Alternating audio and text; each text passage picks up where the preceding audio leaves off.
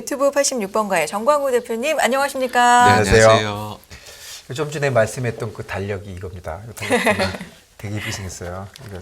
이 안에도 엄청 편리하게 돼 있습니다. 사실 심플해요. 네, 심플한데 심플하고. 말씀드린 것처럼 중요한 경제 일정이 네. 다 적혀 있습니다. 보통 그거 크게 네. 써가지고 나는 쓸 자리도 없게 돼 있는데 이거는 아주 배분이 좋아요. 그러니까 그 칸 안에 네. 좀 작게지만 그래서 나도 쓸 수 있지만 어쨌든 네. 정보가 다 알차게 들어있어서 좀 유용하실 것 같아요. 강추입니다. 네, 저희 뭐 판매하는 거 아니고요. 절대 판매 아니고 그냥 오늘 선물로 네. 질문 많이 올려주시고 채택되신 분들에게 감사의 마음 담아서 선물로 달력 2023년도 좋은 일만 생기시라고 네. 보내드리도록 하겠습니다.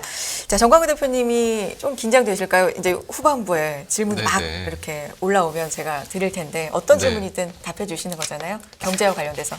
아까 사실 조금 말씀을 맛보기로 주셨는데 그러니까 이런 질문이 있어요. 이렇게. 네. 네, 장난이 아닐 것 같아요. 그리고 또 오늘 여기 지금 참여 계신 분들은 그야말로 진짜 주식에 관심이 많으시고 맞아요. 또 어느 정도 조예가 있으신 분들이 많이 들어오신 것 같아요. 맞아요. 수준이 정말 상당하신데 어쨌든 질문 많이 드리도록 하겠습니다. 네. 앞부분에는 이제 대표님 준비하시죠. 네, 그 전에 준비해 주신 FMC에 관련된 의사로 그거 네, 좀 네. 더 자세히 좀 얘기해 주시면 좋겠습니다. 네, 사실 이번 주에 뭐 최고의 일정이었다 이제 제일 빅 이벤트라고 하면은 그렇죠.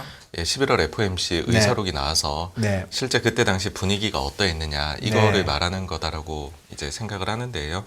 여기에서 생각보다는 훨씬 더 비둘기성이 좀 드러났었다라는 네. 점을 말씀을 드리고 싶습니다. 사실 뭐 이미 어제 좀 많이들 뭐 관련해가지고 보셨을 거란 생각이 네. 드는데 조금 더 이제 디테일한 부분들을 네. 오늘은 말씀을 드릴까 네. 해요. 네. 그러니까 일단은 왜 시장에서 좀 많이 비둘기적이다라고 생각을 했을까라고 네. 하면 금리 인상 속도 조절 관련해 가지고서 성명서에 이제 좀 문장이 들어갔었습니다. 근데 그것이 끝나고 나서 나중에 이제 그 연준 위원들이 나와서 이야기를 할 때 뭐 여기에 대해 가지고서 대체로 동의하는 모습은 보였지만 과연 어느 정도 강도로 얼마나 많은 사람들이 여기에 찬성을 했을까 이것이 이제 투자자들이 궁금한 부분이었을 텐데 보니까는 대부분의 위원들이었다라는 것이죠. 네. 여기에 대해서 그 다음 문장에서는 좀 반대 의견을 가지고 있는 그런 분들의 의견도 적혀 있는데 그거는 몇몇에 불과했다라고 돼 있습니다. 네, 그래서 substantial majority 그리고 a few라고 돼 있다는 거죠. 예, 그렇습니다. 네. 그걸 생각을 하면 19명의 이제 위원들 중에서 15명 이상은 지금 속도 조절에 찬성을 했다라고 봐야 되는데 네. 여기에서 추가적으로 사실 여기까지라고 보면 뭐 굉장히 비둘기다 이렇게 안 여길 수도 있는데요. 네. 이 다음에 보게 되면은 그 금리 인상 속도를 늦추는 시기에 대해서 거의 사실상 특정 지은 단어가 나와서입니다. 네. 이제 곧이라는 단어를 쓴 건데 이 단어를 쓰게 되면 바로 다음 회의라는 뜻으로 거의 이제 연준은 그런 용도로 쓰는 걸로 알려져 있습니다.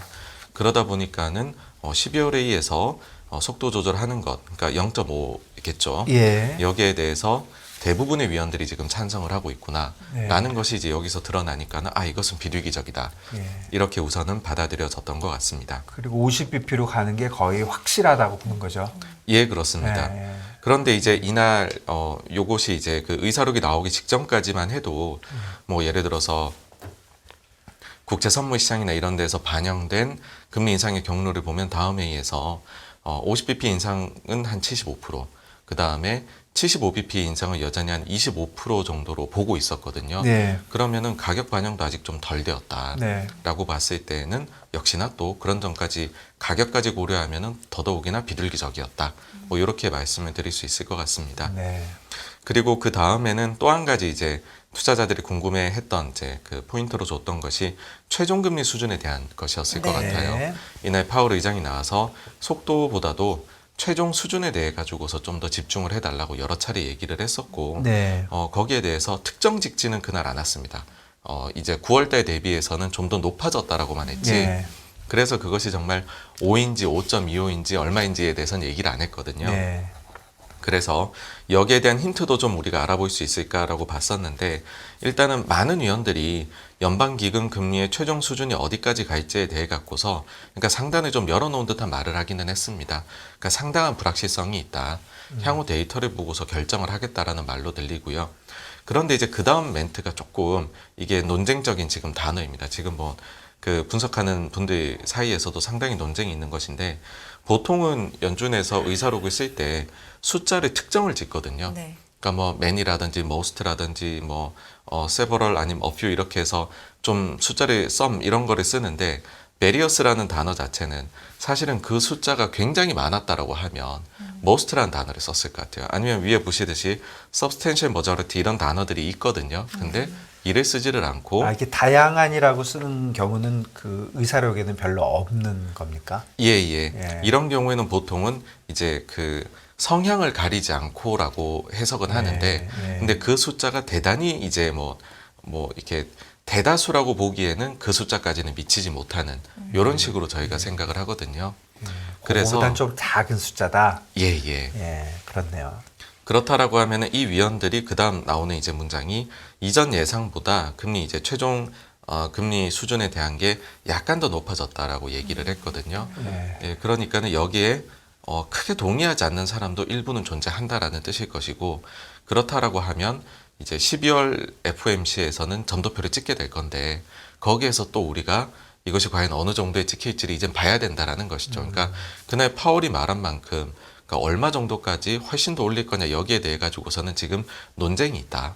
요 정도로 또 해석이 되다 보니 또 명확한 수준이 이게 제시가 안 되었다 보니 역시나 그러면 최종금리 수준도 데이터가 그러니까 지금 여기에서 한 가지 더 말씀을 드리자면 이 의사록은 그 CPI가 나오기 전에 것이거든요.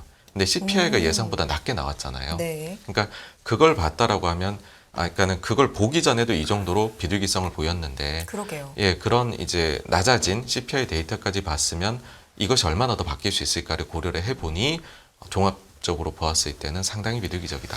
그렇네요. 예. 그러니까 이게 이 말이 약간 데이터를 좀 보고하겠다 이런 뜻도 지금 뭐 좀 보이잖아요. 사실 뭐 다양한 네네. 위원들 뭐 이런 식으로 했으니까. 근데 데이터가 두 번 볼 건데 한 번은 지금 좋게 나왔으니까. 네네. 요번에도 혹시라도 좋게 나오면 그 제일 많이 얘기하는 게 한 번 보면 안 되고 두 번 봐야 된다는 거잖아요. 예, 근데 그렇습니다. 두 번까지 그냥 나와 버리면 요번에도 만일에 조금만 수그러들면은 뭐 그렇다. 결국은 파월이 좀 세게 얘기했다. 생각보다 네, 그런 저도, 눈치를 지금 네. 채는 거죠. 예, 그렇습니다. 그리고 또 한 가지 얻을 수 있는 힌트가 두 번을 봐야 된다라고 했었는데 네. 한 번이 잘 나왔지 않습니까? 네. 그러니까 다른 한 번은 약간 못 나와도 이 수준으로는 간다라는 뜻이 되는 것이죠. 그렇네요. 그러니까 굉장히 지금 편안해진 것입니다. 네. 이제 투자자들 입장에서는요. 네. 그리고 제가 그 시장 좀 내려왔잖아요. 그동안 이자율이 그 이후에 네네. 이자율이 뭐 사실은 뭐 30bp 이상 뭐 40 지금은 3.7이니까 뭐 거의 40bp 내려왔는데 내년에는 금리가 지금 안 떨어진다고 계속 얘기하고 있지만 그 시장 금리 포워드 커브 그려보면 내년에 내리는 걸로 벌써 이미 프라이싱 돼 있어요. 네, 하반기에는 맞습니다. 하반기에는 내리는 걸로 상반기에는 올리지만 하반기에는 벌써 25bp씩 한 두세 번 내리는 걸로 이미 프라이싱 돼 있더라고요. 네. 예.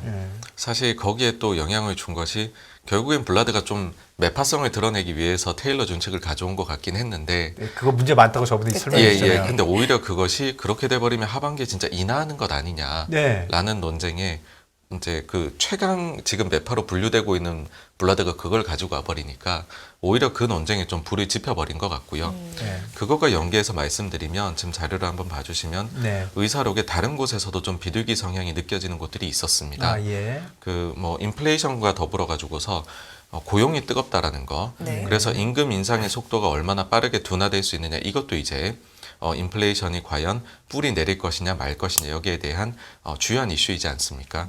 여기에서 둔화가 엿보인다라는 의견이 굉장히 많이 증가를 했습니다. 그러니까 가령 예를 들어서요. 그 거의 똑같은 이제 문단이 있거든요. 그 9월하고 11월하고요. 근데 여기에서 숫자가 많이 달라졌습니다. 그러니까 고용 시장이 둔화되고 균형을 맞추어 가는 것으로 보인다.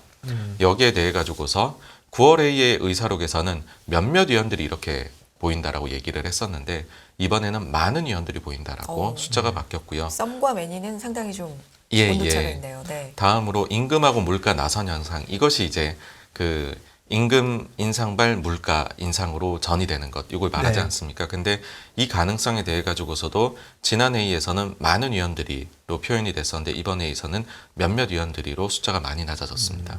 그래서 둔화가 확실히 엿보인다라는 것이 종합적으로 봤을 때는 연준 위원들은 느끼고 있는 것 같고요. 특히나 그 다음에는 지난 의사록이 없었던 표현이 들어오는데 몇몇 위원들은 명목 임금 상승이 완만해지고 있다는 징후들을 지금 발견하고 있다라는 표현이 들어왔고요. 그 다음에는 3분기 고용 비용 지수가 이 사이에 나왔었거든요. 근데 이것이 상반기의 평균 속도보다는 상반기에는 1분기에 1.4%, 2분기에 1.3, 그다음 3분기에 나온 요 고용 비용 지수는 1.2였습니다. 근데 이걸 보고서 눈에 띄게 낮아졌다라고 표현을 했습니다. 그래서 좀 임금 인상이나 이런 거에 대해서는 편안해하고 있다라는 것이 좀 느껴져서 구조적인 인플레 가능성을 좀 차단하는 듯한 그런 부분이 엿보였었고요. 네. 그 다음으로 또 좀 비둘기적인 게 느껴진 것이 긴축에 들어간 이후 처음으로 달러 강세에 대해서 우려를 나타낸 부분입니다. 그 위원들 중에서는요, 해외 경제 둔화, 그 다음에 달러 강세로 인해 가지고서 미국의 수출 부문에 부담을 줄 가능성이 높아졌다. 그리고 이걸로 인해 가지고서 몇몇 위원들은 미국 경제에 더 큰 파급 효과로, 그러니까 좋지 않은 영향을 미치는 것이죠. 그런 걸로 이어질 가능성이 있는 것으로 보았다. 이런 표현이 이번에 처음으로 들어왔습니다. 네. 그리고 마침 이때가 사실은 달러화가 최고 고점이었던. 네. 그래서 이런 표현도 사실은 뭐 미국 이외 국가들 입장에서는 달러 강세 때문에 엄청나게 고생을 했었잖아요. 네. 그 점을 생각을 해보면은 좀 숨통을 트이게 만들어주는 표현이었다. 이렇게 생각이 됩니다. 그렇네요. 우리는 보지는 못했지만 요 의사력이 작성되는 시점이 사실은 달러가 제일 강세였고 예, 그렇습니다. CPI가 나올 때가 111인가 그랬거든요. 그런데 네네, 그날 네. 107 가고 지금 105.80이니까 그 이후에 팔로우업으로 좀 더 빠졌고 하니까 결국은 연준 위원들의 생각과 시장의 생각이 좀 이 부분에 대해서는 좀 비슷하다. 네, 네, 네, 맞습니다. 네, 네. 그렇네요. 어찌 보면은 연준이 지금 하고 있는 행동에 따라서 네. 시장이 굉장히 잘 반응을 해가고 있다. 네. 그렇게도 해석을 할 수 있을 것 같습니다. 네. 이거는 보지도 않았는데 생각이 거의 같았네요, 진짜. 왜 그러냐면 외환 시장이 더 먼저 빠졌잖아요, 그때. 네, 맞습니다. 그 외환 시장 빠지는 거 보고 우리 별 얘기 다 했잖아요. 왜 쟤만 빠지지? 왜 재고만 빠지고 이자료는 안 빠지고 뭐 주시장 가만히 있는데 외환만 빠지지? 그랬는데 결국에는 시장의 생각이 조금 확실히 앞서가고 이해를 하고 있었다 이렇게 봐주네요. 네, 네. 지나놓고 보면은 네, 진짜 쉬워요.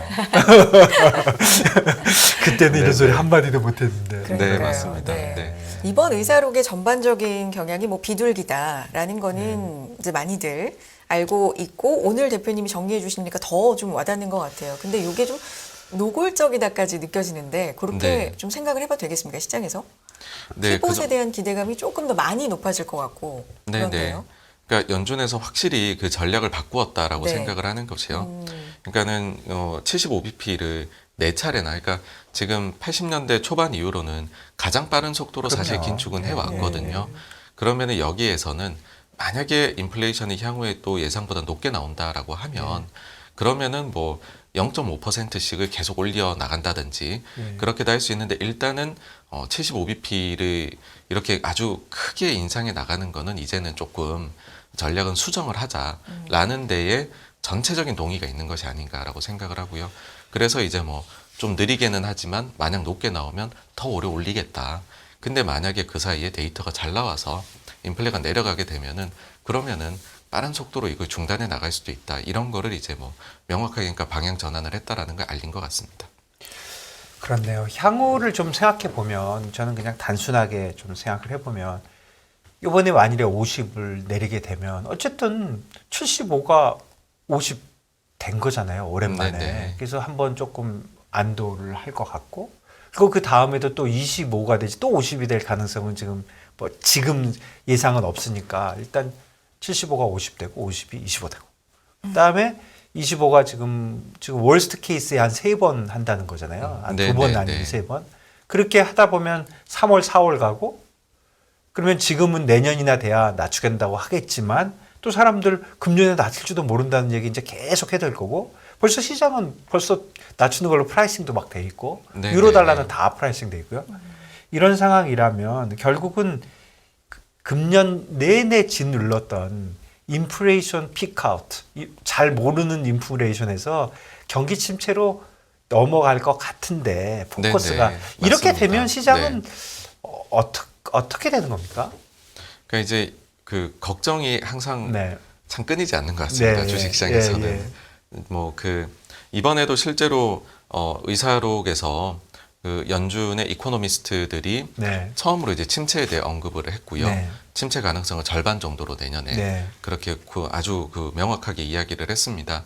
그러다 보니까는 자연적으로 시장에서도 관심사가 이제는 침체 쪽으로 네. 넘어가고 있는 부분인데 개인적으로는 그 두 가지 측면이 있는 것 같습니다. 우리가 만약에 올해 초에 이런 상황을 맞이했다라고 네. 하면 그러면 그때는 주가가 최고가였을 때잖아요. 그러면은 많이 긴장했을 것 같습니다. 근데 지금은 어쨌든 그 우리가 펀더멘털도 따져야 되지만은 그에 따른 가격도 따져야 되는데 사실 가격은 이미 한번 많이 빠졌었거든요.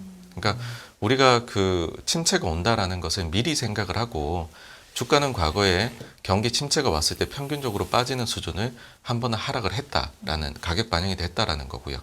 그 다음에 기업의 이익의 추정치에 대한 부분도 사실 경기 침체가 오게 되면은 추정치 하향이 이제 급하게 나타나지 않습니까? 근데 우리 시장도 그렇고 미국 시장도 그렇고 과거에 침체가 온다라고 얘기할 때에 아주 이제 뭐 평균적인 침체를 말합니다. 네. 그럴 때 하향하는 수준으로만큼은 한 번은 지금 빠져 있는 상황이거든요. 미래 예상치가요.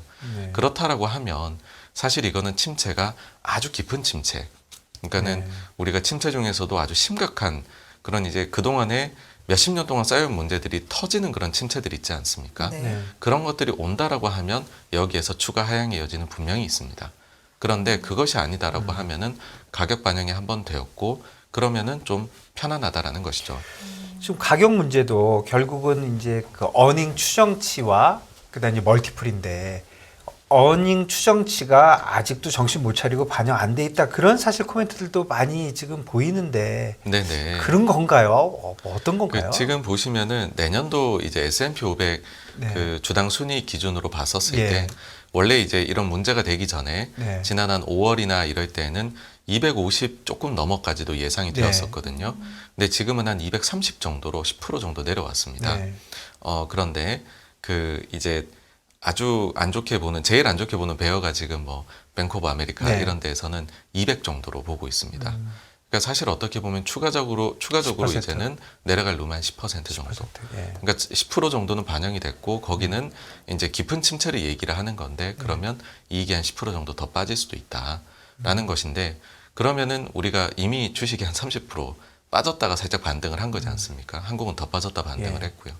그렇게 따졌을 때에는 이게 뭐 그렇게까지 두려울 일인가? 그러니까는 뭐 가령 이제 그런 일이 발생을 할 수도 있겠지만은 그 이제 기대값을 한번 해보는 거죠.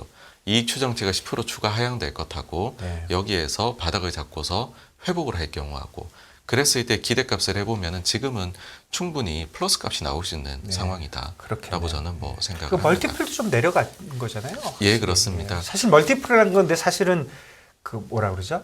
결과치잖아요. 네네. 주가가 있고 어닝 추정치가 있으면 거꾸로 계산되는 거지. 네네. 뭐 먼저 계산해서 곱하는 건 아니니까 그러니까 네, 충분히 좀 그렇습니다. 빠져준 거 아니냐 이런 네. 것도 있다. 사실 그 부분에 대해서 추가적으로 좀 말씀을 네. 드리고 싶은 게 있는데요. 네. 이번 그 하락장의 특징은 어떤 거였었냐 하면은 원래 하락장이 오면은 채권은 금리가 빠지니까 가격이 오르고 주식만 막 빠지게 됩니다. 그렇죠. 그래서 장기 투자자들이 네, 채권을 좀 가지고 있던 걸 팔아가지고서 네. 주식을 사거나 이렇게 하게 되는데 네. 근데 이번은 둘 다 소위 말해 네. 터졌던 거죠. 예. 근데 지금 이게 채권이 어쨌든 꼭지를 잡고서 내려오기 시작을 하면 다시 예전에 소위 말해서 그 6040 포트폴리오 전략을 그 금융위기 이후에 얼마나 많이 썼습니까 글로벌에서. 네. 그러니까 주식 60 넣고 채권 40. 네. 뭐 비중은 좀 다를 수 있겠지만 넣어놓고 채권 쪽도 계속 금리가 내려가고 그리고 주식도 계속 가격이 올라가는 우리가 금융위기 이후에는 그런 것만 봤었거든요. 사실 이게 이제 채권이 계속 금리가 내려가야지만 주식을 살 여력이 있다고도 생각하시는데 그건 아닌 게 채권에서 그냥 쿠폰만 나오는 것만 가지고서도 꾸준히 주식을 살 수 있거든요. 네. 그래서 금리가 올라가는 것만 멈추면 6040 전략은 다시 활개를 칠 수가 있습니다. 지금은 6040까지 안 돼 있으니까. 예, 예. 예, 예. 그러니까 지금은 뭐 무슨 전략을 쓰든 다 얻어맞았거든요. 네. 근데 지금 그것이 다시 부활을 할 수가 있고 네. 그러니까 금리가 많이 내려가야지만이 시장에 돈이 들어올 수 있지 않을까라는 생각을 우선들은 정말 많이 하시는 것 같아요. 네. 근데 그게 아니라 지금은 계속 매도가 굉장히 강했는데 네. 근데 이것이 멈추기만 해도 사실은 영향이 일단 빠져나가는 게 멈출 것이고 여기에서 조금만 방향을 돌려도 과거 전략이 살아나서 돈은 다시 들어올 수 있다라는 것이거든요. 이거를 한국 사례로 말씀을 드리면 최근에 이제 10월 초부터 해가지고서요. 연기금 등 동향을 보시면은 팔고 있습니다, 주식을. 네. 국내 시장에서요. 네. 코스피, 코스닥 합치면 7천억 정도 순매도가 네. 나왔거든요. 근데 이 이유가 이제 좀 시장에서는 말하기를 워낙 지금 채권 시장에서 국내 쪽에서는 흔들림이 크니까 주식은 오히려 반등을 했잖아요. 주식을 좀 팔고 이제 채권을 산 것으로 이야기가 나오고 있습니다. 근데 그 사이 보시면 국내도 진짜로 국채 금리도 많이 뛰었었거든요. 근데 이제는 최근에 한 보름 정도 해가지고서는 금리가 많이 내려왔어요. 네. 그래서 지난 분기 말 혹은 지난 월말 대비해가지고서는 지금 금리가 예, 많이 올랐죠. 예. 내렸죠. 그러니까 지금 내려와 3.6, 10년짜리 3.6까지 갔네요, 진짜. 맞습니다. 예, 네. 예. 그래서 많이 내려와 있는 상황이라 이게 좀 안정화되는 모습을 연말까지 보이게 되면 비로소 제가 볼 때에는 국민연금은 한국 시장을 버렸나? 왜 안 사지? 투자자분들이 많이 생각하시는데 이제 오히려 조금 국내 주식을 매수할 수도 있는. 근데 그것이 이제 국내 연금뿐만이 아니라 글로벌의 그런 아주 장기성 자금들이 똑같이 겪은 문제였었다. 근데 그게 좀 해결이 되어 가는 것 같다라는 것도 좀 같이 해서 곁들여서 말씀을 드리고 싶습니다. 예, 저희가 여러 번 얘기했던 과매도가 아닌가 하는 그런 의심이 여기서도 좀 비슷한 네. 것 같고요. 이거 참고로 뭐 너무 잘 아시겠지만 우리나라 10년짜리 국고 금리가요. 불과 딱 한 달 전에 4.6이었어요. 예, 네. 지금 3.6이네요. 4.6도 조금 넘어요. 4.62였던 게 딱 100bp네요. 3.6이. 10년짜리 100bp 빠지면요. 가격으로 7.5%에서 8% 움직이는 거니까 주식보다 더 많이 움직이는 거예요. 네, 그렇습니다. 네. 그래서 이 와중에는 사실 그렇게도 보실 수가 있어요. 네. 이게 한국이 실은 최근에 크레딧 관련해가지고서 굉장히 문제를 겪었습니다. 맞습니다. 지금도 겪고 있죠. 근데 처음부터 보시면은 안정화되어 가는 단계는 보통 이럴 때에 네. 가장 안전한 것부터 일단은 가격이 안정화가 일어나거든요. 예, 올라가면서 이렇게 쭉 따라가는 거죠. 예. 근데 그 사이에서는 제일 이제 우리가 부실하다고 여기는 거는 가격 변동이 없습니다. 그런 이제 국채가 좀 안정되는 상황에서는요. 네. 그러면 얼핏 봤었을 때에는 스프레드가 벌어지는 걸로 보이실 거고 네. 그러면 오히려 더 나쁜 거다. 네. 그렇게 볼 수 있는데 과거 금융위기 때에도 국채부터 안정됐고요. 그다음에 가장 부실한 크레딧물이 뒤늦게부터 내려옵니다. 그래서 그런 과정에서 벌어지는 거는 상당히 안정화를 가는 오히려 첫 단계이다. 착시 효과이다라는 말씀을 드리고 싶고 실제로 그래서 이제는 요 다음 단계로 넘어가는 뭐 은행채나 이런 쪽들도 지금은 매수세들이 들어오는 걸로 보입니다. 그래서 제 생각에는 가장 위기라고 우리가 얘기했던 게 11월이었거든요. 네. 근데 이제 11월 며칠 안 남았는데 이대로만 가게 된다라고 하면 위기는 가장 큰 위기는 이제 넘어가는 것이 아닌가. 예, 그렇게 조금씩 봅니다. 좋아지고 있나요? 네. 자금 흐름도? 네, 실제로 지금 몇몇 이제 시장에서 도는 이야기로는 금융사에서 네. 아주 사실 아주 단기적인 그 유동성 위기를 겪고 있는데 펀더멘탈에는 영향이 없다, 네. 문제가 없다라고 생기는 그런 회사채들의 경우에는 네. 매수가 들어오고 있는 걸로 보고 있고, 네 그런 징후들이 조금씩 관측이 되는 것 같습니다. 사실은 뭐 가격이 10%가 넘고 그랬으니까 이자율로 벌써 뭐 18% 이렇게 되니까 사실은 네.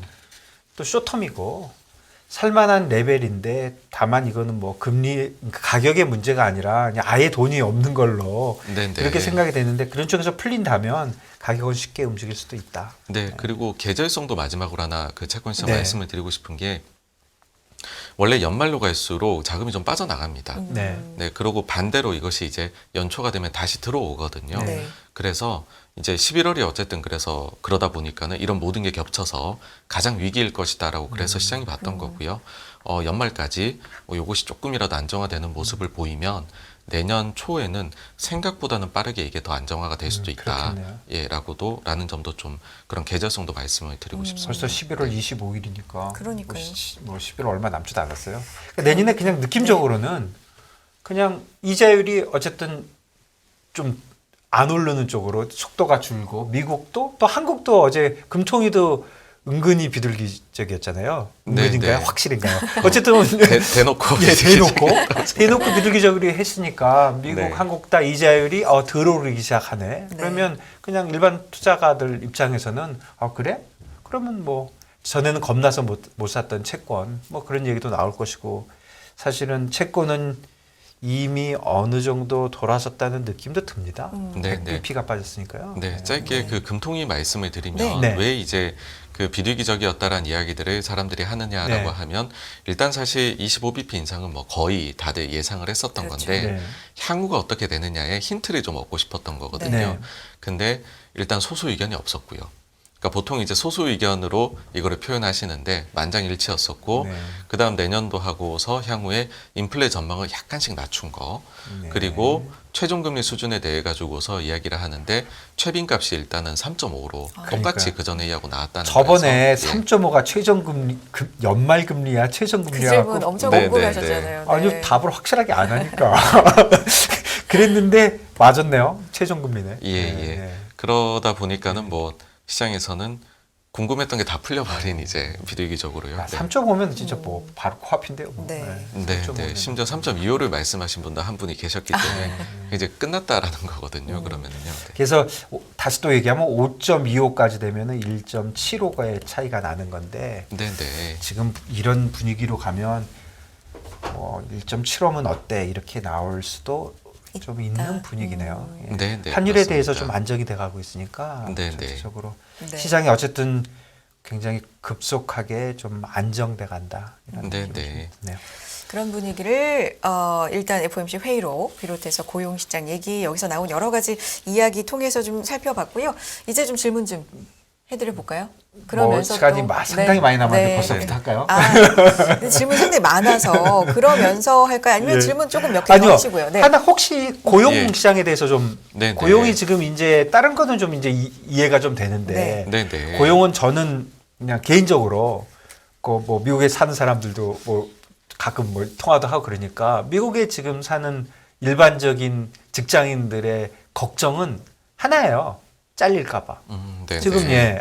뭐 IT만 자르는 게 아니라 IB도 자르고 웬만한 대기업들은 사람을 줄이고 있거든요. 네, 네. 그런데 고용시장 무슨 지표 보면 따끈따끈하다 그러고 뭐 맞습니다. 고용시장이 예. 활성화가 돼 있다 그러니까 네, 네. 저는 사실 그냥 느낌적으로는 물론 그쪽에서 먼저 시작해서 이렇게 내려가는 거는 이해를 하지만 지금 우리가 어디쯤 와 있는 건지 잘 모르겠더라고요. 네, 네. 그래서 이 고용 데이터에 대해 가지고서 네. 일단 고용이 워낙 후행적이기도 하고 네. 데이터들이 또 조금 약간씩 밀려서 나오다 보니까 예. 여기에 대한 논쟁이 굉장히 많습니다. 네. 그래서 저도 이제 어쩔 수 없이 지금 자료를 봐주시면요. 예. 저희 이제 채널에서도 말씀 소개드린 바가 있긴 하지만은 좀 대용 그런 데이터를 좀 봐야 되겠다라고 해서 네. 그 구글 트렌드에서 미국 지역으로 해서 해고 검색량 이제 그 여기에 대한 관심도가 얼마나 증가를 하느냐. 이게 과거에 코로나 때 보니까는 실업이 크게 증가를 할 때에 작동을 잘 하더라고요. 맞춰서. 네. 그래서 이번에도 이걸 보고 있는데 생각보다 최근에 급격히 증가를 하고 있습니다. 뭐가 증가한 거죠? 이제 해고에 대한 해고에 대한 관심도가 관심도. 예, 구글 트렌드에서 뭐 레이오프 뭐 이런 말. 예. 예. 그래서 이게 많이 증가를 하고 있다 보니 이 정도라고 하면은 고용 시장이 이제는 뜨겁다는 말은 조금만 지나면은 데이터들이 실제로 그렇지 않게 나오지 않을까라고 했었고요. 그게 이제 처음으로 나온 것이 이번에 실업수당 관련된 정보입니다. 그러니까 이번 주에 나온 거에서 수요일 날에 이제 나왔는데 보시게 되면은 그 연속 실업수당 청구 건수의 경우에는 계속해서 최근에 증가를 했습니다. 네. 그래서 이쪽에서는 정말 고용이 나빠지고 있나. 근데 신규 실업수당 청구 건수가 여전히 낮게 유지가 돼 있던 게 문제였었거든요. 네. 근데 최근에 보시면 증가를 해서 그렇네요. 이제 24만까지 가 있습니다. 근데 이 부분이 아마도 계속 증가를 하지 않겠느냐 결국에는 라는 것이고 그러면은 뭐 신규 고용 뭐 월간 우리가 고용 보고서 보는 부분들이나 아니면은 잡 오프닝이나 이런 것들도 영향이 순차적으로 이제 그런 거에 받은 거에 따른 악영향을 받은 데이터가 나오지 않겠느냐라는 거를 우리가 뭐 좀 미리 이게 확인해 볼 수 있는 그렇네요. 데이터가 아닌가 생각이 그 듭니다. 미국에서 저렇게 되면 사실 미국에 있는 개인들은 힘들겠지만 네, 저런 네. 식으로 가는 게 연준이 원하는 거니까 네, 시장에서 맞습니다. 저렇게 가는 거를 네. 더 선호한다. 네, 이렇게 네. 봐야 되겠네요. 요거 이제 하나 힌트를 드리면은요. 네. 사실 여기에 거의 지금 시장의 생각이나 아니면은 정부의 생각 가이드라인이 나와 있는 게 있다고 봐야 됩니다. 아 그래요? 예, 이제 몇 달 전에 바이든 대통령이 본인이 기고문을 글을 쓴 게 있는데 아, 네. 그래요. 예, 거기에서 고용이 우리가 굉장히 지금 뜨거운데 경제가 자연적으로 이제 요 뜨거움이 내려오면서 월간 고용 순증이 15만까지 내려가는 건 너무 자연스러운 현상이다라고 했습니다. 그래서 지금 월간 고용 순증이 20만 중후반 정도 나오는데 15만까지 떨어지면 제가 볼 때에는 추가 긴축은 못하지 않을까라고 생각을 합니다. 그러니까 그 가이드라인을 그렇네요. 대통령이 준 것이 아닌가고 그 다음에는 월간으로 이제 펀드 매니저들의 그 조사를 하는 거 있지 않습니까? 포지션이나 이런 것들 거기에서 언제쯤이면 연준이 피봇 아니면 퍼즈 하겠느냐라고 할 때 2번으로 대답이 나오는 것이 뭐냐 하면 신규 실업수당 청구 건수가 30만을 넘어가면 연준이 추가적으로 못할 것이다. 긴축을 그렇게 대답이 나오거든요. 그래서 그 두 가지가 아마 그렇네요. 굉장한 참고가 되실 거다라고 그게 생각합니다. 사실 정부의 가장 첫 번째 정부 쪽의 목표는 항상 고용이잖아요. 네, 근데 네. 사실 저는 이런 생각 들어요. 연준의 목표가 두 가지면 인플레이션과 고용이잖아요. 네, 인플레이션과 GDP 그로스가 아니고. 네. 그렇잖아요. GDP 그로스 아니고 고용 맞죠? 네. 그러니까 지금 경제 성장보단 고용을 어느 정도까지만 가면 연준이 고용이 실업자들이 많아진다고 즐거워하는 거는 분명히 아니잖아요. 네, 지금 그렇습니다. 레벨만 보고 인플레이션 때문에 보는 것 뿐이지. 그러니까 네. 고용은 엄청나게 민감한 이슈가 될 거기 때문에 고용에서 이런 게 벌써 벌어지면은 뭐 좀 연준이 그렇게 계속 세게 나올 수는 없다. 네. 사실 굉장히 이게 논쟁적인 주제이기는 합니다. 예, 인플레가 이러다 안 잡히면 어떡하냐가도 될 수 있긴 한데 사실 지금은 뭐 바라건대는 그런 뭔가 둘 중에 하나를 꼭 선택해야 되는 최악의 상황이 오질 않고 이제 적당히 조금 인플레도 내려오고 고용도 뜨거움이 가시는 수준 정도에서 스위스팟을 잘 만들어서 경제가 무난하게 안착하기를 일단은 뭐 바라고 있을 것 같고요. 네. 저희도 일단 그런 데이터가 나오기를 기대하면서 사실 뭐 또 돌고 돌아서는 데이터를 계속 볼 수밖에 없다 네. 집중해서 그렇게 좀 결론적으로 예, 말씀드리고 싶습니다. 알겠습니다. 말씀하신 여기까지 부분 하시고. 중에 굉장히 네. 공감이 되는 게 어쨌든 인플레를 잡으려고 하는 거긴 하지만 실업을 한다는 건 사람한테 그럼요. 정말 그러니까 큰일이기 때문에 인플레이션과 연준의 목표는 인플레이션과 고용이지 인플레이션과 GDP 그로스는 아니거든요. 네. 그러니까 고용 뭐 안 볼 수 없습니다. 그렇죠. 네. 그래서 말씀하신 것처럼 월간 고용 순증이 그럼 15만까지 내려오는지 신규 실업수당이 30만까지 올라가는지 요 데이터를 또 우리가 잘 네. 지켜볼 필요가 있을 것 같다라는 인사이트를 얻었고요. 자, 많은 분들 질문 올려주셔서 이제 좀 시작해 보겠습니다. 괜찮겠죠, 대표님? 네. 시작할게요. 내년 뭐 리세션에 대한 얘기 우리도 계속해서 하고 있는데 알카포네님이 올려주셨습니다. 진짜 매일 들어와 주시는 알카포네님 너무 감사합니다.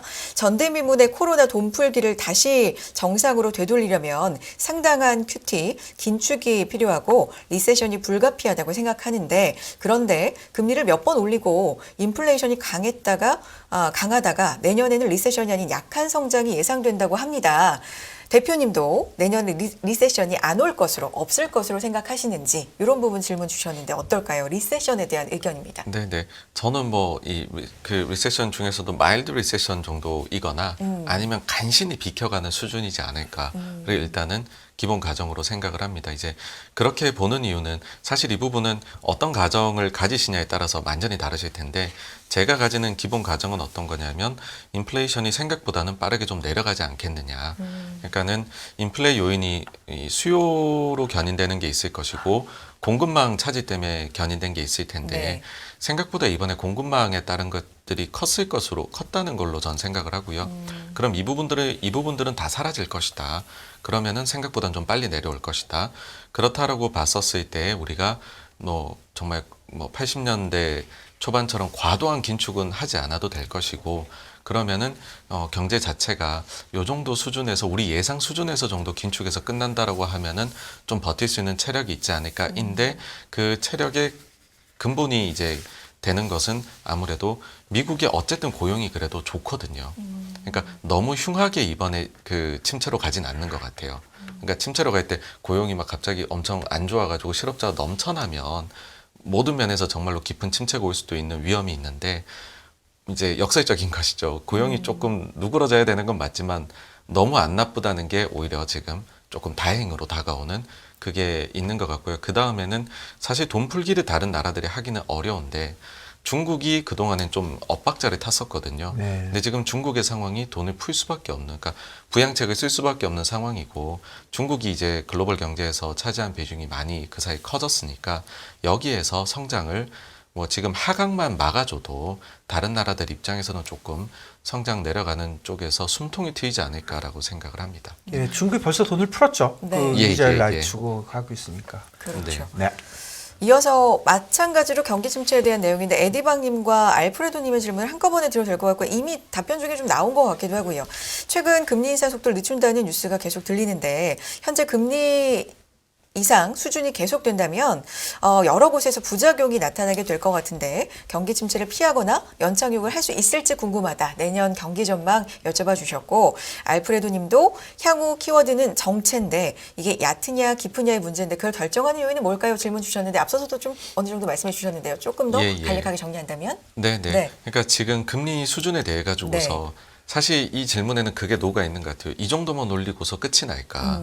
아니면 이것이 내년 내내는 이 수준 혹은 그 이상도 장기간 가야 되는 것 네. 아니냐라는 게 있는데 사실 그 부분이 굉장히 이제 판단하는데 논쟁이 되는 부분인 것이 과거에 금리를 올리고 내리는 것만으로 정책을 했을 때에는 우리가 이런 거를 판단하기가 쉬웠던 것 같아요. 네. 근데 지금은 뭐 포워드 가이던스도 있고 QE도 있고 QT도 있고 최근에 그 샌프란 연은에서 낸 자료처럼 우리가 과거 기준으로 본다면 지금 사실은 금리를 뭐 7에서 9%까지도 올린 것 아냐라고도 얘기를 할 수 있다라는 것이죠.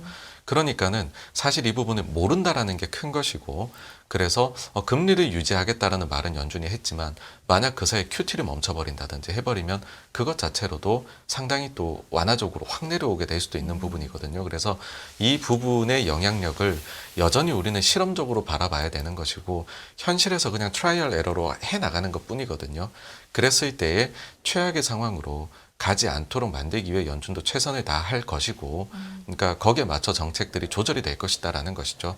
그래서 저는 이 정도의 소위 말해서 정책으로도 그다음 향후에 바꿀 수 있는 여력들이 여러 개가 있다는 걸 봐가지고서는 최악의 국면을 피할 수 있지 않을까. 그럴 가능성이 더 높은 게 아닐까. 그래서 이제 그런 쪽을 보는 거라고 말씀드리고 싶고 그 다음에 이제 침체가 정말로 막 완전히 어마어마하게 올 것이냐는 결국에는 이게 수요가 너무 부진하면은 침체가 오거든요.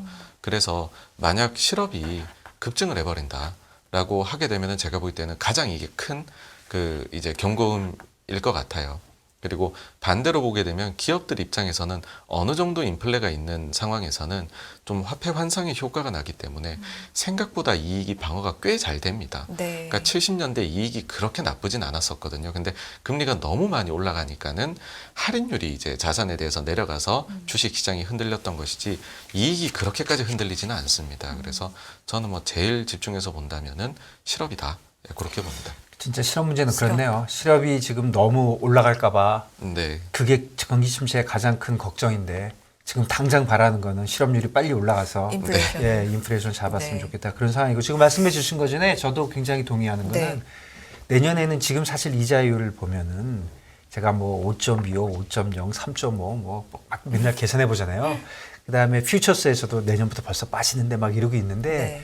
전체적으로 보면 진짜 예전하고 굉장히 작은 숫자를 얘기하고 있어요. 전에 막 75 막 이러다가 이제 뭐 15, 10 그러니까 더 조잡을 떨고 있는 거죠.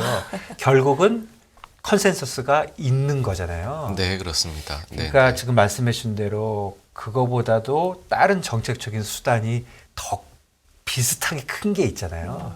통화량, 네, QT, 네. QE. 그거는 에 대해서는 지금 아무도 쳐다보고 있지도 않은데 네. 이걸 가지고도 그 리세션, 그러니까 고용을 건드리지 않으면서도 해보려고 하는 노력도 있을 것이다. 뭐 이렇게 결국에는. 보는 게 예. 네, 네. 예. 그러니까 사실 그런 게 있습니다. 연준에 대해 가지고서 때때로는 믿어야 되고 때때로는 배신을 좀 투자자들은 해야 네. 되는데 연준이 쓸 수 있는 카드가 있을 때에는 연준이 조금 잘못 보고 있거나 상황이 조금 연준에게 불리하게 돌아가더라도 그때는 연준에 소위 맞서지 않아야 된다라고 저는 개인적으로 네. 생각을 네. 하거든요. 예. 근데 그 카드라는 것들이 뭐 이런 것들을 조절할 수 있는 것들이다라고 네. 일단은 생각을 합니다. 네. 알겠습니다. 다음 질문도 드려볼게요. 알프레도님이 답변해 주셔서 감사합니다라고 또 올려주셨는데 저희도 감사합니다. 자, 다음 분의 질문은 이제 약간 더 이제 세부적으로 들어가는데 50억 만들기 박진서님께서 질문입니다. 정강훈 대표님께서 내년 가장 좋게 보는 섹터가 무엇인지 꼭 좀 물어봐달라고 그렇게 말씀해 주셨거든요. 섹터 질문이 좀 네네. 근데 예민하지만, 그거는 네, 사실은 크게, 좀 말씀을 네, 드리기가 조금 그렇죠. 네, 그러지 않을까라는 생각이 들고 네. 전체적으로 봤었을 때에는 이제는 경기에 대한 고민도 굉장히 많이 하잖아요. 그래서 일단은 경기 이 민감주들이 상당히 또 눌리는 것들이 많이 있는 것 같아요. 네. 그래서 그런 쪽에서 뭐 일단은 경기에 대해 가지고서 마이드 리세션이나 혹은 리세션에 살짝 피해간다라고 해버리면은 좀 긍정적으로 나올 수 있지 않을까 생각을 합니다. 그러니까 그렇게 보는 거는 또 한 가지가 매달 나오는 이제 매니저들 조사에서 네. 침체에 대해 가지고서 거의 대부분이 침체는 확실하다라고 생각을 하고 있거든요. 그러니까는 침체가 만약에 뭐 근데 오긴 오더라도 얕게 오거나 혹은 살짝이라도 피해 간다라고 해버리면 경기 침체 때 제일 안 좋은 거는 경기 민감주였을 것이거든요. 네. 근데 그것이 이제는 되돌려질 수 있지 않을까 그렇게로 보고 있습니다. 질문을 약간 조금 바꿔보면 네. 뭐 시청자분들의 답이 뭐 충분히 되셨겠지만 그렇다면 만일 미국 주식이 오르면 만일에 그냥 우리가 미국 주식을 주로 많이 보고 있으니까 오른다면 국내 주식이 아웃퍼폼 하겠나? 네네. 또 특히 아시아 다른 나라에 비해서 아웃퍼폼 할 거냐? 이렇게 질문을 하면 어떤가요? 저는 아웃퍼폼 할 것 같습니다. 예. 왜 그러냐 하면은 과거에도 이제 반등을 할 때, 네. 그러니까 이 정도로 많이 빠지고서 반등을 할 때에는 한국 시장이 먼저 반등을 했었고, 네. 그리고 반등의 속도도 더 빨랐었거든요. 네. 그래서 이번이라고 해서 그렇게 특이할 것 같지는 않다. 확률적으로 봤을 네, 때 예. 그런 그러네요. 생각을 합니다. 예. 네. 빠지는 경우는 잘 모르겠지만 일단 오르면 아웃퍼폼 하겠다. 예. 네. 딱 빠지면 어떻게 될까요? 만약에 이게 빠지게 된다라고 하면은 이제는 사실 현실적으로는 전저점을 과연 깰 것이냐, 네. 그걸 유지하고 갈 것이냐인 네. 것 같아요. 네. 그래서 뭐 유지가 된다라고 하면은 좀 이제 밑에서 좀 박스를 만들다가 네. 반등을 모색을 하는 것이고 예. 아니고 이제 뭐 진짜로 만약에 아주 깊은 침체가 온다라고 하면 이 깊은 침체는 보통 고점 대비해서 한 40에서 50% 빠지는 네. 거거든요. 네. 그러면 우리가 뭐 30 몇 프로 빠졌다 반등을 했는데 네. 최고점 대비 진짜로 뭐 40~50% 빠지는 거 이것까지가 예상해 볼 수 있는 저점이지 않을까라고 생각합니다. 그러면 그냥 결론적으로 쉽게 그냥 단순하게 생각하면 주식이 이제 뭐 그러니까 일단은 생각하시는 분이 주식을 사진 않으니까 주식이 오른다고 생각하시는 분들은 이번에는 미국보다 좀 아웃퍼폼할 가능성이 좀 있다. 이렇게 봐야 되겠습니다. 그리고 경기 민감주가 좀 많이 눌려 있다. 네. 이 정도까지 인사이트 주셨고요. 다음 질문입니다. 오버 더 레인보우 님이 올려주셨네요. 한국은 아파트 하락으로 경제가 어려워지는데 미국 부동산의 현재 상황은 어떤지 앞으로는 또 어떨지 이 부분이 궁금하다고 하셨고 또 미국 부동산이 하락하면 주식시장의 영향은 또 어떨지 그다음에 여기까지 질문 주셨어요. FTX 이 가상화폐 문제가 서브프라임 사태와 비교하면 경제 영향이 적다고는 하는데 앞으로 미국 주식시장에는 어느 정도 네. 파장으로 영향을 두 가지 질문이네요. 미칠지. 부동산과 가상화폐. 네. 가상화폐. 거의 약간 모든 자산을 아니 저희 시청자분들이 네. 진짜 다양하게 보세요. 너무 좋습니다. 맞아요. 그래서 일단은 뭐 부동산 같은 경우에 이제 국내 부동산의 경우에는 이거를 소화해 나가는데 시간은 꽤 걸릴 것 같아요. 네. 그러니까 우리 서프라임 모기지 이후에도 보시게 되면 주식은 그 사이에 2배도 갔다가 벌써 또 그 이후에 뭐 피그스나 미국 신용등급 강등으로 막 하락도 또 20% 한 번 더 하고 박스 들어가고 하는 동안에 부동산은 사실 요지부동으로 있다가 그러니까 부동산이잖아요. 부동산. 그리고 그 사이에 보시게 되면 사실 이제 그래서 수출 기업들은 좋았는데 네. 내수 기업들은 좀 이제 내수가 부진했었던 경험이 네. 있기는 합니다. 예. 그래서 그런 경우가 이번에도 또 발생을 할 수는 있는 것 같다라는 거고요. 마찬가지로 그래서 미국 쪽도 보게 되면 이제 뭐 최근에 이제 저 지인분들 중에서 미국으로 뭐 일 때문이나 아닌 다른 것 때문에 파견 가거나 뭐 아니면 거기 가시게 되는데 최근에 검색할 때마다 렌트비가 내려가고 있어서 너무 좋다. 너무 부담됐는데 그렇게 좋아하시는 걸 봤는데 한때는 너무 높다고 너무 부담스럽다 이런 얘기 진짜 많이 예. 네. 근데 그런 점에서 이제 조금 사실 지금 둔화가 급격하게 나타나고 있는 게 사실인 것이고 근데 이제 그런 부분이 있는 것 같습니다. 그 우리보다도 오히려 더 이제 그 상품 자체가 굉장히 장기적이고 네. 미국의 경우에 그리고 생각보다 미국의 모기지 시장의 경우에는 금융위기를 겪은 이후에는 그러니까 우리가 그 이제 빅쇼트라는 영화나 이런 것들만 봐가지고서는 미국에서 정말 아무도 안 살고 있고 수영장에 악어가 있는데도 돈을 빌려줄 것 같지만 실제로는 그 뒤에는 이 그 크레딧 점수 가지고서 정말로 돈 빌리기가 그렇게 쉽지 않은 데가 됐거든요. 그래서 뭐 그렇게까지 엄청나게 부실이 나타날 거다라는 생각은 오히려 차라리 한국이 더 부실이 나타날 수 있다고 개인적으로 생각을 합니다. 그래서 영향은 분명히 있겠지만은 뭐 일부 좀 제한적으로 그래도 우리보단 덜 영향을 미치면서 가지 않을까라는 생각을 하고요. 그리고 그 코인 같은 경우에는 코인하고 실제로 우리 전통 자산 시장하고의 연계가 얼마나 있을까라고 봤었을 때에 연계가 될 수 있는 부분이 저는 이제 그 스테이블 코인 쪽은 연계가 될 수 있는 것 같아요. 네. 스테이블 코인이 뭐 예를 들어서 USD하고 1대1로 매칭을 시키겠다, 패깅을 하겠다라고 하니까는 본인들이 자산 있는 거를 가지고서 그러면은 이걸 패깅을 하려면은 미국 최단기물을 사거나 이렇게 했었어야 됐거든요. 근데 이쪽에서 만약에 인출이 나오게 되면은 매도를 해야 되니까 이 부분에서 만약에 대량 인출이 발생하게 되면 대량 매도가 나올 수도 있다라는 건데 사실 근데 현실적으로 그 사이 코인 가격 많이 빠졌고 네네. 그래서 스테이블 코인들의 시가총액을 합쳐봤자 지금 한 1,000억에서 2,000억 달러 정도가 되는 것 같아요. 네. 근데 이 정도 금액이면 그들이 또 그걸 다 단기채 미국채로 우량하게 가지고 있는 것도 아니거든요. 네, 작죠. 네. 예. 네. 근데 2019년도 그 9월 달에 미국에서 초단기 시장에서 혼란이 발생을 했었고요. 그때 당시에 오버나잇 금리가 10% 이상으로 치솟았거든요. 그래서 TV를 이제 연준에서 사줬습니다. 그때 사준 게 3,400억 달러를 일시에 사줬거든요. 그러면 그때에도 3천억 달러 이상을 사줬는데 지금 만약에 이게 전량 매도가 나온다고 하더라도 1,100억 달러면 소화가 저는 가능하다고 생각을 합니다. 그래서 이게 미치는 영향은 상당히 좀 제한적이지 않을까라고 봅니다. 네. 예, 그러니까 물량적으로는 지금 사이즈나 모든 면에서 볼 때 이 가상화폐 쪽이 그 전통시장에 영향을 줄 건 없고 다만 네. 그냥 신뢰의 문제를 일으킨 거. 그다음에 네네. 요즘 가상화폐가 뭐니 해도 리스크 오프 자산의 하나로 자리를 잡아가고 있으니까 그런 거에 대한 우려다 이렇게 좀 네. 생각이 됩니다. 알겠습니다. 그리고 마지막 질문이 될 것 같아요. 네. 시간 관계상 동헌홍님께서 우리 금통위는 미국의 터미널 레이트와 한국의 터미널 레이트의 차이에 대해서 얼마 정도까지 괜찮다고 보고 있나요? 이게 사실 처음에는 한 100pp까지 용인이 가능하다부터 출발한 걸로 알고 있는데 이게 좀 벌어지잖아요. 네네. 어떻게 보고 계시는지. 역시나 이 부분도 네. 그냥 현실에서 아무도 답을 내지 못하는 거죠. 그러니까 환율 같은 경우에는 사실 밸류에이션이 불가능한 자산입니다. 그래서 그냥 여기에는 이제 정책적인 의지와 그 다음에 그들의 펀더멘탈에 달려있는 그것이 섞여서 나타나는 거다라고 생각을 하는데 그래서 얼마간의 금리 차이가 적정한 것이냐 이것은 아무도 모르고 현실에서 우리가 부닥쳐 보면서 이걸 경험할 수밖에 없는 그러니까 처음에 한미 금리 역전 나타났을 때는 정말 난리가 난다고 생각을 했었을 것 같아요.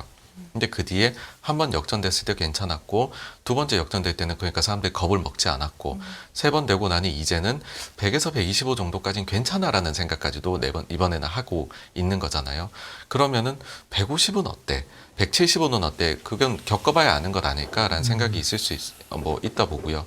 실제 이제 우리하고 그 경제 체력이 비슷한 급의 국가들 중에서는 사실 예전부터 역전이 돼서 쭉 이어오는 국가들도 존재를 하거든요. 근데 그러니까 이 부분은 저는 어떤 면에서는 좀 그럴 가능성도 있다라고 보는 것이 우리가 미국보다 성장률이 구조적으로 둔화가 돼버리면 어떤 면에서는 우리가 미국보다는 오히려 낮게 가는 것이 뉴노멀이 돼버릴 수도 있지 않을까라는 생각도 하거든요. 장기적으로 봤었을 때는요.